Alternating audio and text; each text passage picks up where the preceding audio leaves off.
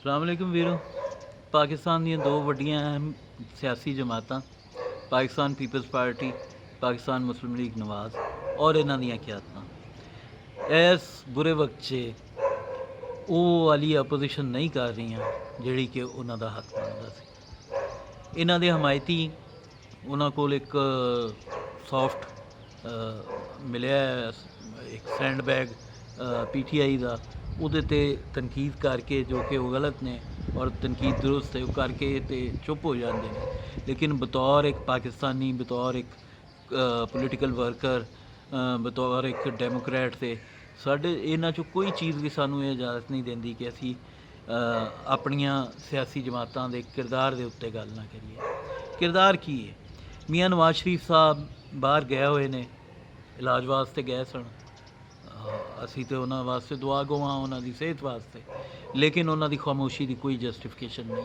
ਕੋਈ ਲਿਗਿਆ ਮਤਵਾਲਾ ਅਗਰ ਉਹਨਾਂ ਦੀ ਖਾਮੋਸ਼ੀ ਦੀ ਜਸਟੀਫਿਕੇਸ਼ਨ ਦੇਣੀ ਚਾਹੇ ਤਾਂ ਉਹ ਉਵੇਂ ਹੀ ਗੁਲਾਮ ਹੈ ਜਿਵੇਂ ਯੂਥੀਆ ਗੁਲਾਮ ਹੈ। ਇਸੇ ਤਰ੍ਹਾਂ ਆਸਿਫ ਜ਼ਰਦਾਰੀ ਸਾਹਿਬ ਪਿਛਲੇ 6 ਮਹੀਨੇ ਸਾਲ ਤੋਂ ਖਾਮੋਸ਼ ਨੇ।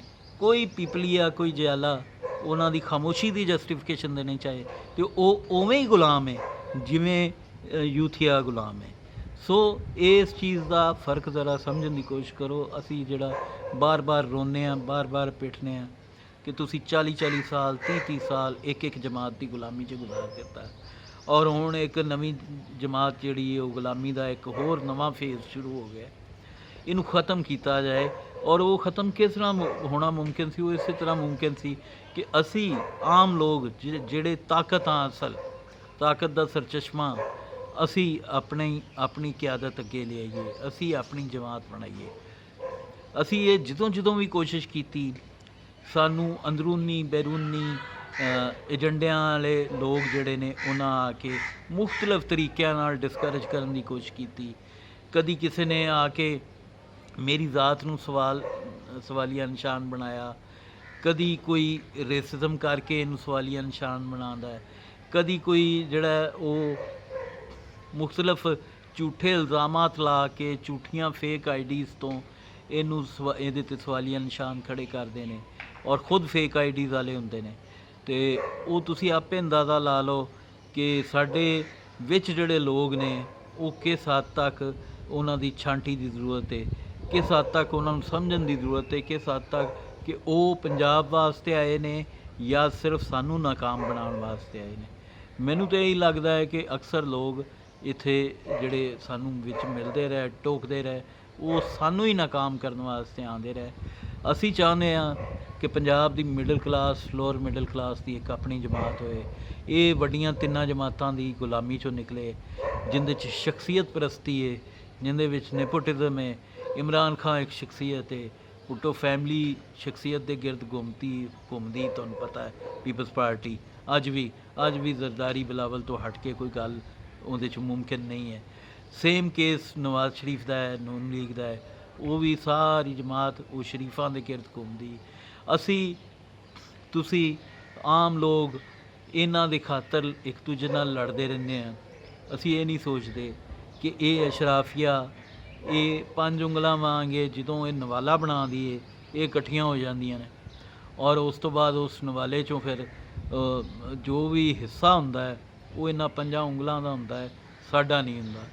ਸੋ ਸਾਨੂੰ, ਮੈਂ ਪਹਿਲੇ ਵੀ ਬੇਨਤੀ ਕਰਦਾ ਰਿਹਾ, ਅੱਜ ਫਿਰ ਕਰਦਾ ਕਿ ਸਾਨੂੰ ਤੁਹਾਡਾ ਸਾਥ ਚਾਹੀਦਾ ਹੈ, ਆਪਣੇ ਵੀਰਾਂ ਦਾ ਸਾਥ ਚਾਹੀਦਾ ਹੈ, ਆਪਣੀ ਕਮਿਊਨਿਟੀ ਦਾ, ਆਪਣੇ ਵਿੱਚੋਂ ਲੋਕਾਂ ਦਾ ਸਾਥ ਚਾਹੀਦਾ ਹੈ।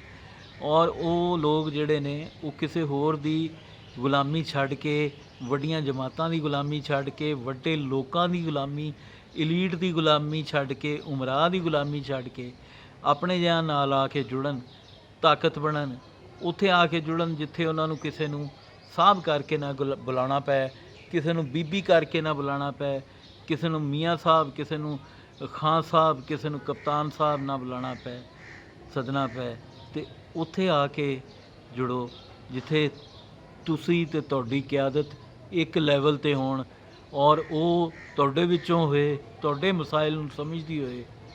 ਰੋਜ਼ ਅਸੀਂ ਬੇਵਕੂਫ ਬਣਦੇ ਹਾਂ, ਰੋਜ਼ ਇਹਨਾਂ ਜਮਾਤਾਂ ਕੋਲੋਂ। ਆਖਰ ਕਿਦੋਂ ਬਸ ਹੋਣੀ? ਹੁਣ ਵੀ ਇੱਕ ਜਿਹੜੀ ਉਹ ਨੂਰਾ ਕੁਸ਼ਤੀ ਚੱਲ ਰਹੀ ਹੈ ਤਿੰਨਾਂ ਜਮਾਤਾਂ ਦੀ ਕਿ ਅੱਜ ਇਸ ਵਕਤ मैं बार बार कह रहा कि इमरान खान ते कतल दी FIR दर्ज होनी चाहिए। ये एक सिंबॉलिक टर्म है। कम अज़ कम एहतजाज होण, सड़कों ते आण, एजिटेशन होए। हुण तो इन्हां कोल करोना दा बहाना आ गया, इस तो पहले भी किहड़ी एजिटेशन इन्हां कीती है?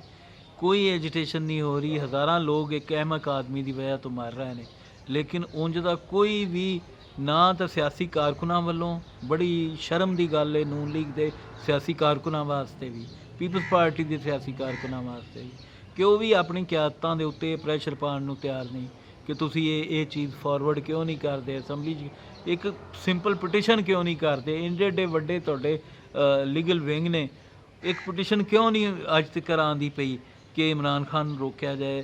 बिल्कुल उस तरह ही जिवें कल इन्हां नूं रोकिया जा रहा सी, सुप्रीम कोर्ट के थ्रू ही रोकिया जा रहा सी, अज क्यों नहीं सुप्रीम कोर्ट च जाते? चलो सुप्रीम कोर्ट तो बेहस हो गई है, सुप्रीम कोर्ट के जज तो इस वक्त बेहस होए ने, ठीक है। उस समोसियां ते सुप्रीम कोर्ट लैण वाली सूमोटो लैण वाली सुप्रीम कोर्ट अज खामोश है, तो उन्होंने जजां नूं शर्म नहीं आ रही, तो तुसी कम से कम जाके शर्म दवाओ। तुसी उन्होंने कहो कि यार ये कन्फ्यूज़ड आदमी कभी कोई गल करता है, कभी कोई गल करता है। पहले दिन तो लॉकडाउन के खिलाफ सी, दुनिया लॉकडाउन कर रही सी, ये लॉकडाउन के खिलाफ सी। पहले दिन तो लोगों को डिस्करेज कर रहा सी, पहले दिन तो ये कन्फ्यूजन फैला रहे सन। रियासती लैवल ते ये तहकीकाती कमीशन बनना चाहिए सी कि ये कौन लोग ने जिहड़े कन्फ्यूजन फैला रहे हैं। कोई आके सना मक्की नाल इलाज दसी जा रहा है, कोई किसी शय नाल दसी जा रहा है कि लीगल अथेंटिसिटी इन्हां चीज़ों की क्या आया कि WHO वालों को इंदी कोई चीज़ आ गई है, WHO दी रिकमेंडेशनस आ गई ने कि इंदियां चीज़ों नाल इलाज होना है करोना का, तो वो सारे फिर वो जेड़े इत्थे फेक अकाउंट्स वाले ने और यूट्यूबर्स और अगे पिछे कि जी इत्थों मुर्दे जड़े ने वो वेखो यार खुदा का खौफ करने लोग कि वो ब्राज़ील भेजे जा रहे हैं, लाशां वेचियां जा रही हैं। मैनू दसो ये साइबर क्राइम विंग जिहड़ा है और पाकिस्तान की नंबर 1 एजेंसी ये सारे ये बारे की कर रहे हैं? आया कि ये number 1 so called number 1 agency इन्हां लोगों को फड़ नहीं सी सकती कि जिन्हां ने एड्डी वड्डी डिसइनफॉर्मेशन फैलाई इत्थे कि बंदे इत्थों जनाब लाशां वेचियां जा रही ने और वो आदमखोर कबीले नूं भेजियां जा रही ने। ये की कर रहे हैं? ये FIA का साइबर क्राइम यूनिट की कर रहा है? सो ये सवाल किन्ने करने सी? एक इंज ये प्रैशर पैना सी, इंज ही प्रैशर पैना सी कोई सियासी जमात, मेन सियासी जमात, वड्डी सियासी जमात इन्हां दे खिलाफ जाके रौला पाउण दी, और वड्डी सियासी जमात ने रौला नहीं पाया तो तुसी आम लोग, तुसी जिहड़े गुलाम बने बैठे हो नून लीग दे या पीपल्स पार्टी दे, तुसी उन्हां जमातां नाल हाले तक क्यों जुड़े हो? तुहाडा कोई ज़मीर नहीं, तुहाडे अंदर कोई ज़मीर नां दी शै नहीं कि तुहाडे हमसाए, तुहाडे शहरी, तुहाडे हमवतन मर रहे हैं और तुसी खामोश हो और तुहाडी कोई जुबान नहीं, तुसी कोई साहिब राय नहीं हो, तुसी जानवर हो। बिलावल बोलेगा तो तुहानूं कोई अकल आएगी, मरियम बोलेगी तो तुहानूं कोई अकल आएगी, उस तो इलावा रब ने तुहानूं दिमाग नहीं दिता। तो बहुत अफसोस है तुहाडे लोकां दी सोच ते भी। बहरहाल मैं तो अज फिर तुहाडे विचों हाँ, चंगा मंदा जिंज दा भी हाँ, माड़ा तगड़ा तुहाडे विचों हाँ। मैं तो अज फिर बेनती करना कि मेरा और पंजाब नैशनल मूवमेंट का साथ दिओ। इत्थे जिन्ने भी लोग पंजाब नैशनल मूवमेंट नाल जिन्ने भी लीडर ने वो सारे लीडर तुहाडे विचों ने, तुहाडे ਜਿਹੇ ने। तुसीं आके उन्हां दीयां बाहां बनो ताकि असी ये जिहड़ा मुल्क 72 साल तो तवातर नाल एक गलत रस्ते ते टुर रहा है और जिंदे नाल ज़्यादतियां दे विच हर इदारा शामिल है और हर किस्म की अशराफिया शामिल है, सियासी अशराफिया और हर किस्म का सरमायादार शामिल है। असी उन्हां सारिਆਂ ਨੂੰ नत्थ पा सकीए, उन्हां सारिਆਂ ਨੂੰ रोक सकीए। इंज आके इनकलाब आना, इंज नहीं आना कि इतदाद एहसन वर्गा ड्रामा, आसमा जहांगीर वर्गी ड्रामा औरत या मियाँ नवाज शरीफ वर्गा या इमरान खान वर्गा या कोई और कोई वडेरा रईस आके इत्थे आके इफ्तिखार चौधरी के नारे मारने शुरू कर देवे हैं जी, तो तुसी बेवकूफ़ां तरह उल्लू के पट्ठियां तरह वो पिछे लग जाओ। ये ना वेखो कि अगे किरदार की है, किस किरदार का हामिल बंदा है जिन्हों तुसी हीरो बनाने टुरे हो। हुण भी एक सैकेंड ऑप्शन शाहिद अफरीदी के तौर पर पेश की जा रही, हालांकि शाहिद अफरीदी तो किधरे बेहतर है कि तुसी ਕੋਈ ਰਾਹ ਜਾਂਦਾ ਟੁਰਿਆ ਜਾਂਦਾ ਅੰਗੂਠਾ ਛਾਪ ਬੰਦਾ ਆਪਣਾ ਵਜ਼ੀਰ ਆਜ਼ਮ ਬਣਾ ਲਓ, ਬਲਕਿ ਪਾਗਲਖਾਨੇ 'ਚ ਕੋਈ ਪਾਗਲ ਲਿਆ ਕੇ ਵਜ਼ੀਰ ਆਜ਼ਮ ਬਣਾ ਲਓ, ਤੇ ਉਹ ਬਿਹਤਰ ਹੈ ਇਹਨਾਂ ਦੋ ਕਰੈਕਟਰਾਂ ਤੋਂ। ਇੱਕ ਜਿਹੜਾ ਮੌਜੂਦਾ ਵਜ਼ੀਰ ਆਜ਼ਮ ਹੈ ਤੇ ਇੱਕ ਉਹ ਜਿਹੜਾ ਬਣਨ ਦੀ ਖੁਆਇਸ਼ ਰੱਖਦਾ ਹੈ। ਤੇ ਆਪਣੇ ਦਿਮਾਗ ਰੱਬ ਨੇ ਦਿੱਤੇ ਨੇ ਵੀਰੋ, ਇਹਨਾਂ ਨੂੰ ਵਰਤਣਾ ਸਿੱਖੋ। ਰੱਬ ਰੱਖਾ ਜੀ, ਆਪਣਾ ਖਿਆਲ ਰੱਖਿਆ ਜੀ।